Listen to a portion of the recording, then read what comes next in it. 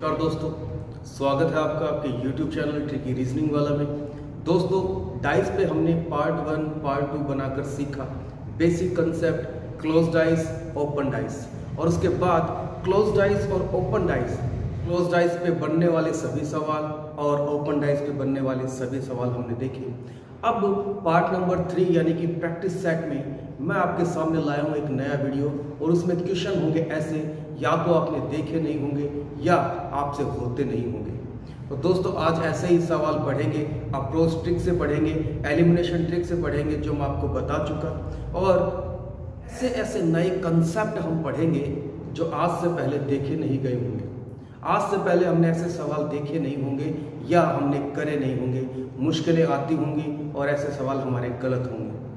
आज हम देखेंगे इन्हीं सवालों पर किस तरह से अप्रोच किया जाए, किस तरह से इनको डील किया जाए, कैसे ये सवाल सही हो सकते हैं। मुश्किल से मुश्किल सवाल आज इस वीडियो में हम पढ़ेंगे। तो दोस्तों, पहला सवाल हमारे पास है कि ओपन डाइस में इसने पूछा है क्लोज डाइस कौन सा बनेगा, किस तरह का डाइस इसमें बनेगा। अगर आपने पार्ट 2 देखा है, ओपन डाइस देखा है, तो आप बताइए इनमें से कौन सा डाइस सही डाइस है जो बनेगा। कौन सा डाइस है जो इस तरह को फोल्ड करने से सही आकृति में कन्वर्ट हो जाएगा। तो दोस्तों, देखकर बताइए कौन सा आंसर बिल्कुल सही है। तो मैंने आपको बताया, जो विपरीत होते हैं उनमें से एक ही फलक, एक ही सरफेस दिखाई देता है। दोनों एक साथ नहीं आ सकते, दोनों एक साथ नहीं छुप सकते, एक सामने आएगा। तो देखते हैं उस पर। तो मुझे ये पता है पहले तो कि विपरीत कौन कौन से होंगे। तो 1 बराबर 3 यानी कि अल्टरनेट ट्रिक से हम इसको करते हैं। 1 के बाद तीसरे पर जाते हैं, इसके साथ जाएंगे तो आगे मिलेगा नहीं, इसके साथ इधर जाएंगे तो मिलेगा नहीं, तो हमने इसको किया। इसके बाद नीचे नहीं जाएगा, तो इसका मतलब ये आपस में अपोजिट होंगे। ए के अपोजिट क्या होगा? बी। ए के अपोजिट क्या होगा? बी। और मुझे पता है कि ए और बी अपोजिट हैं, तो क्या एक साथ आ सकते हैं? क्या नहीं आ सकते। यहां आ सकते हैं? क्या नहीं आ सकते। अब आप उत्तर देखकर देखिए कि मेरे पास सी ऑप्शन बचा है और डी बचा है। पहली बात तो ये कि क्या दोनों छुप सकते हैं? क्या इसमें आप ये देखें कि ए और बी में से तो ए आ गए, ओके, इनमें से एक आ गया और इनमें से भी एक आ गया। यहां देखते हैं क्या ए और बी छुप सकते हैं? क्या मैंने अभी बताया एक साथ आ नहीं सकते, एक साथ छुप भी नहीं सकते। तो ऑप्शन कौन सा हो गया मेरा? C option is the right answer. अगला सवाल और देखते हैं। आपने डाइस कैसे भी पढ़ा, किसी से भी पढ़ा, अगर आप पहली बार पढ़ रहे हैं तो भी आपको दिक्कत नहीं होगा। हर क्वेश्चन में हम डाइस का कंसेप्ट क्लियर करते हुए चलेंगे। जितनी भी ट्रिक्स चलती होंगी, जितने भी कंसेप्ट इसमें होंगे, सारे क्लियर करते हुए हम चलेंगे और एक बेहतरीन तैयारी करते हुए आगे बढ़ेंगे। अगला सवाल देखते हैं। वही ट्रिक वही अप्रोच देखते हैं। एम के विपरीत ये आएगा, इसके विपरीत ये आएगा, और एन के विपरीत क्या हो जाएगा? ओ हो जाएगा। तो क्या एन और ओ एक साथ आ सकते हैं? क्या एन और ओ एक साथ आ सकते हैं? क्या नहीं आ सकते। क्या दोनों एक साथ छुप सकते हैं? क्या नहीं छुप सकते। The right answer is fourth. मुझे पता है एम के विपरीत यही होगा, इसके विपरीत ब्लैंक स्क्रीन जो है या ब्लैंक सरफेस के विपरीत ब्लैंक होगा, एन के अपोजिट विपरीत सरफेस पर ओ आएगा। और इस प्रकार से मैंने देखा एन और ओ विपरीत हैं, साथ नहीं आ सकते, एक साथ छुप भी नहीं सकते। तो साथ नहीं आ सकते, ये देखिए, साथ नहीं आ सकते और एक साथ छुप भी नहीं सकते। एन और ओ, ना एन है ना ओ है, छुप नहीं सकते। एक का आना जरूरी है, तभी रियल डाइस बनेगा, सही और राइट डाइस बनेगा। तो इसमें से जो डाइस बचा वो हमारा उत्तर हो गया। ज्यादा इसमें हमें अप्रोच लगाने की आवश्यकता पड़ी नहीं। कुछ लोगों का उत्तर हो सकता है कि इसमें से 3 और 4 दे रहे हैं, लेकिन राइट आंसर आपके लिए क्या बनेगा? ओनली 4।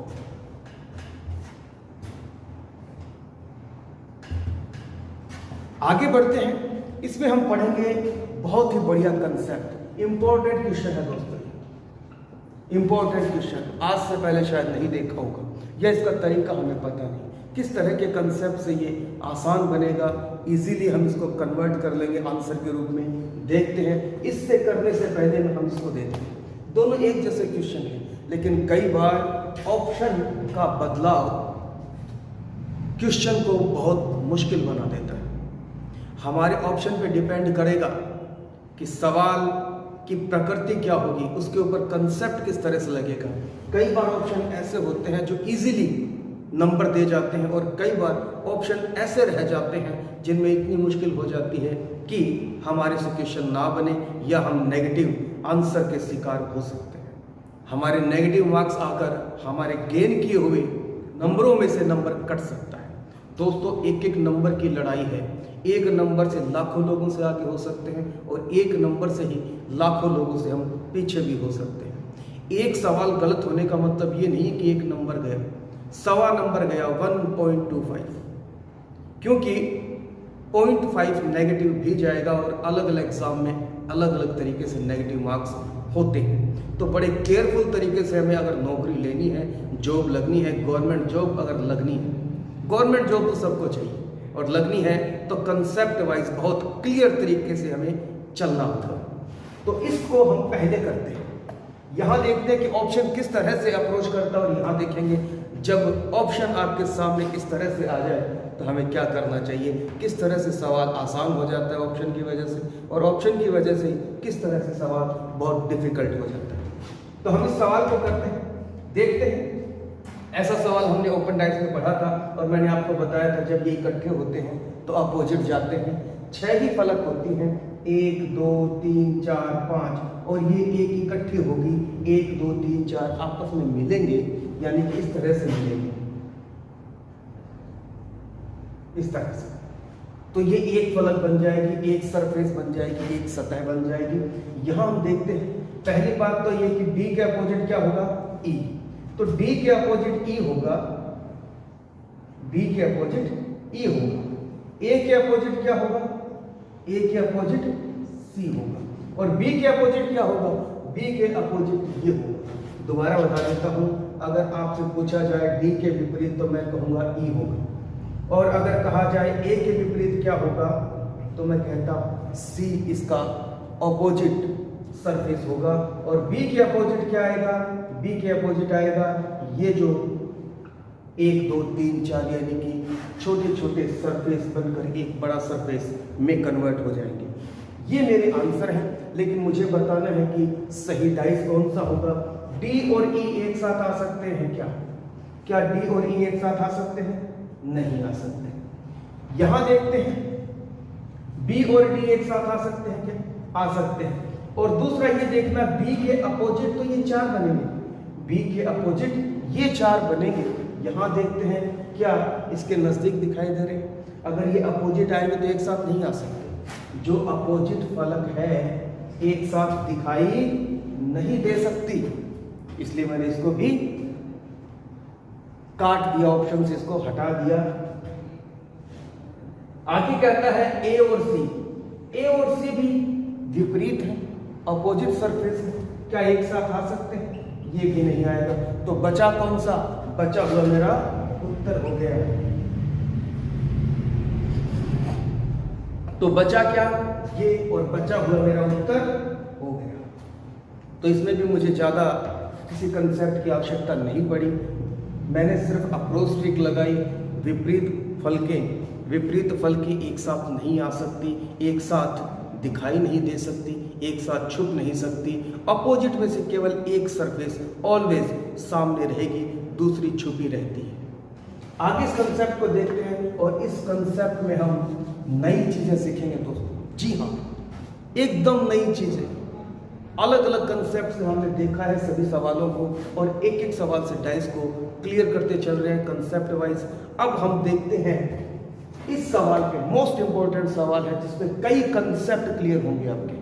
और देखना, सवाल ऐसा ही था, लेकिन ऑप्शन की वजह से ये कितनी जल्दी हुआ, और यहाँ देखेंगे हमें कितनी मुश्किलों का सामना करना पड़ेगा, और इजीली क्या ट्रिक हम रखेंगे जिससे ऐसे सवाल जल्दी बन जाए। पहले तो हम ये देखते हैं कि अपोजिट क्या होगा। तो मुझे सीधा सीधा पता है डी के अपोजिट ई आएगा, बी के अपोजिट क्या आएगा, ई आएगा। ए के अपोजिट क्या आएगा, सी आएगा। ए के अपोजिट क्या आएगा, सी आएगा।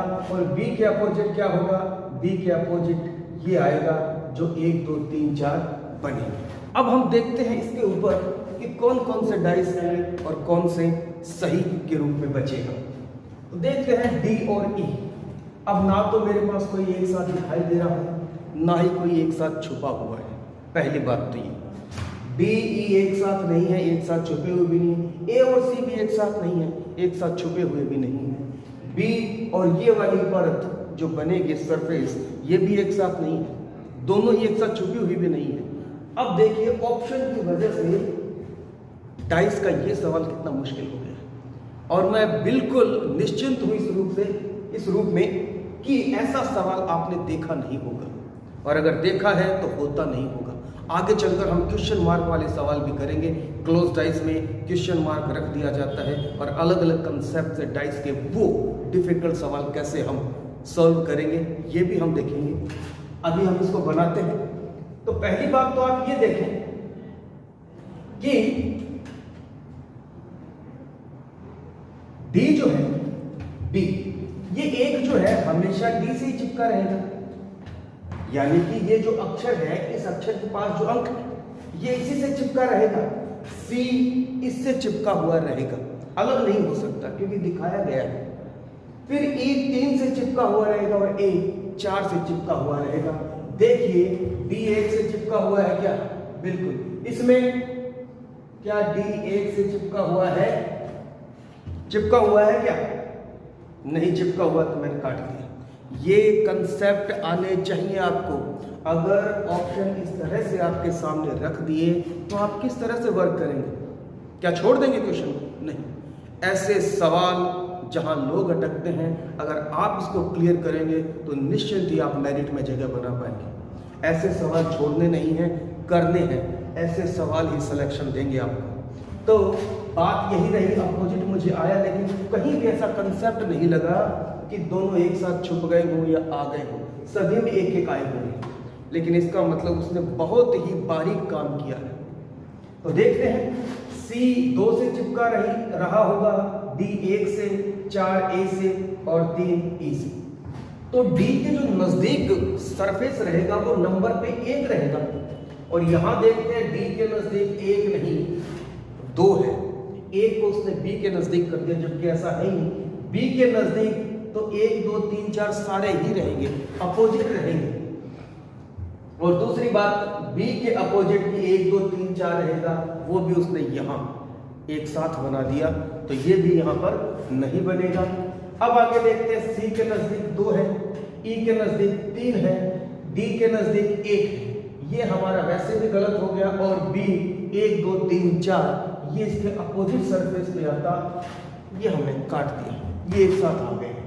2 कंसेप्ट है, एक तो आपका ये कंसेप्ट था जो पहले वाले सवालों में लगा, यानी कि इन सवालों में हमने देखा एक साथ विपरीत फल के नहीं आते, कट गए।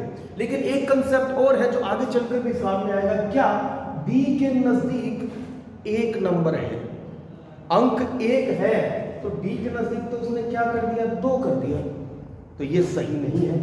तो यहां पर भी देखते हैं, डी के नजदीक 1 है क्या, बिल्कुल सही है। ई के नजदीक 3 है क्या, बिल्कुल सही है, चिपकी हुई परत है। ए के नजदीक 4 है, बिल्कुल सही है, और ई के नजदीक 3 है, बिल्कुल सही है। अब देखते हैं क्या करना पड़ेगा। कहने का मतलब अक्षर से अंक जुड़ा हुआ होता है, डाइस में भी दिखेगा, ना दिखे तो वो सही डाइस नहीं है। अब अगली बात ये कि इस डाइस को अगर मैं फोल्ड करूंगा, इस डाइस को अगर मैं फोल्ड करूंगा, अगर इसकी पेपर कटिंग करके आप चेक कर लेना चाहें, ये जो डाइस है ना, और इसमें जो नंबर है ये बाहर की ओर है, यानी कि एक ही साइड है, पीछे की साइड से ये ब्लैंक है, खाली है। तो मैं इसको फोल्ड करूंगा तो ऐसे करूंगा, फोल्ड कैसे करूंगा, ऐसे, ऐसे फोल्ड नहीं, ऐसे फोल्ड हो गए पीछे की तरफ। और पीछे की तरफ जब फोल्ड होगा तो ये जो 1 2 3 4 है ये वामाव्रत हो जाएंगे, विपरीत हो जाएंगे। जो आपको एंटी क्लॉकवाइज दिखाई दे रहे हैं ये आपके विपरीत हो जाएंगे। यूं इसको जैसे ही आप इस तरह से देखते अंदर की तरफ से तो 1 2 3 4 दिखाई देता है, लेकिन आपको फोल्ड ऐसे नहीं करना, आपको फोल्ड पीछे की तरफ करना है, जहां पे ये नंबर ये अक्षर, ये अंक दिखाई देंगे। अंदर की तरफ से आप देखेंगे तो ऐसे ही मिलेगा आपको, इसी तरीके से आपके सामने ये होंगे। लेकिन जब इसको फोल्ड करेंगे ना, तो ये जो ऊपर वाली परतें हैं ये बाहर की तरफ फोल्ड होंगी। अंदर से तो ऐसे ही रहेगा डाइस, अगर इसका सही रिजल्ट आएगा इस रूप में ही आएगा। लेकिन जब इसको बाहर की तरफ फोल्ड करेंगे तो ऊपर वाले चेंज हो जाएंगे। कैसे? सर्किल के रूप में है ये, घड़ी के रूप में है 1 2 3 4। लेकिन जब इसको पीछे फोल्ड करोगे तो वामाव्रत हो जाएंगे 1 2 3 4। तो मैं देखता हूं 1 2 3 4 वामाव्रत है क्या? नहीं है। इसमें है क्या? नहीं है। 1 2 3 4 इसमें है। ये मेरा राइट आंसर है। समझने की कोशिश कीजिए, किसी भी फलक पर 4 फलक है। अगर बाहर की ओर फोल्ड करूंगा, कहने का मतलब या तो एक यहां होगा, या एक यहां होगा, या एक यहां होगा, या एक यहां होगा। 4 ही तरीके के कंसेप्ट्स में ये चीजें, 4 ही तरीके के कंसेप्ट में ये चीजें कर सकते हैं। एक यहां है तो 2 यहां ना हो कि कैसे होगा? 1 2 3 4 वामाव्रत। पीछे फोल्ड करने की वजह से ऐसे आएगा 1 2 3 4 1 2 3 4 1 2 3 4। कोई फर्क नहीं पड़ता, इनमें से ही कोई एक सही होगा। क्या है? क्या ये 4 ही तरीके हो सकते थे, और इन 4 तरीकों में से जो सही डाइस बनेगा वो ये बनेगा। ए और सी में से ए आ गया, ई और डी में से ई आ गया, लेकिन जो सही परत थी वो सब में ऐसी ही थी। और छांटना क्या था? एक ही कंसेप्ट बचा था। इसको हम फोल्ड करेंगे तो ये जो क्लॉकवाइज चीजें हैं ये एंटी क्लॉकवाइज चलनी लगानी पड़ेंगी हमें। ये जो क्लॉकवाइज था ना सीक्वेंस 1 2 3 4, इसको हमें वामाव्रत एंटी क्लॉकवाइज लेना पड़ेगा। तो ऐसा अगर हम देखें तो इसमें भी नहीं था, इसमें भी नहीं था, इन दोनों में बात अटकती थी, तो ये भी नहीं था, तो बचा क्या? ये। तो दोस्तों ऐसे ही अच्छे सवाल और हम करते हैं। दोबारा देख लीजिए, समझ लीजिए चीज़ों को। अक्षर से अंक जुड़ा हुआ होता है और ये डाइस बाहर की ओर फोल्ड होता है, अंदर कोई फर्क नहीं पड़ता। लेकिन ये जो बातों वाली चीजें हैं, सीक्वेंस अगर है तो फोल्ड करने पर अपोजिट हो जाएंगे।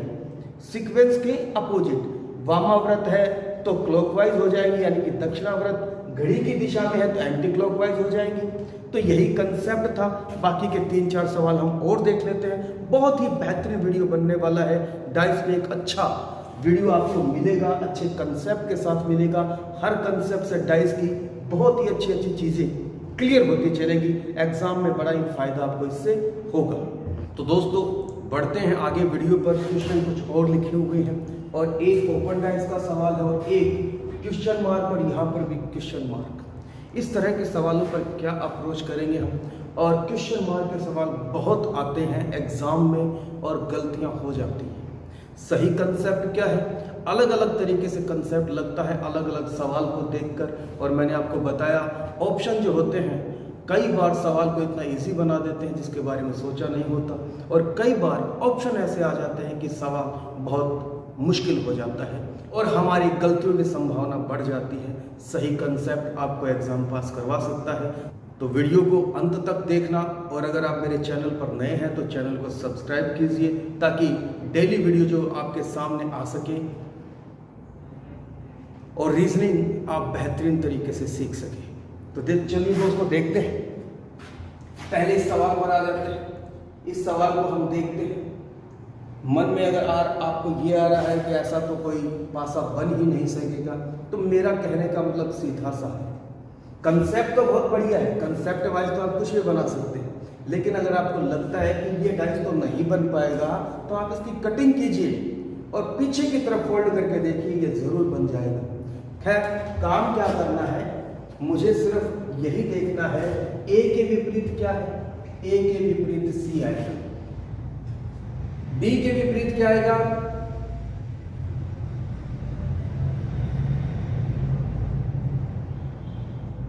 बी के विपरीत ई आएगा, और बी के विपरीत क्या आएगा, बी के विपरीत ये जो 4 सरफेस रहेंगी जो मिलकर एक सरफेस के रूप में कन्वर्ट होंगी, ये रहेंगी। मुझे देखना यही है, या तो 2 अपोजिट सरफेस एक साथ आ गई तो काट देना है, ठीक है, यानी कि मुझे यही तो देखना है कि कौन सा पासा बनेगा इसमें से।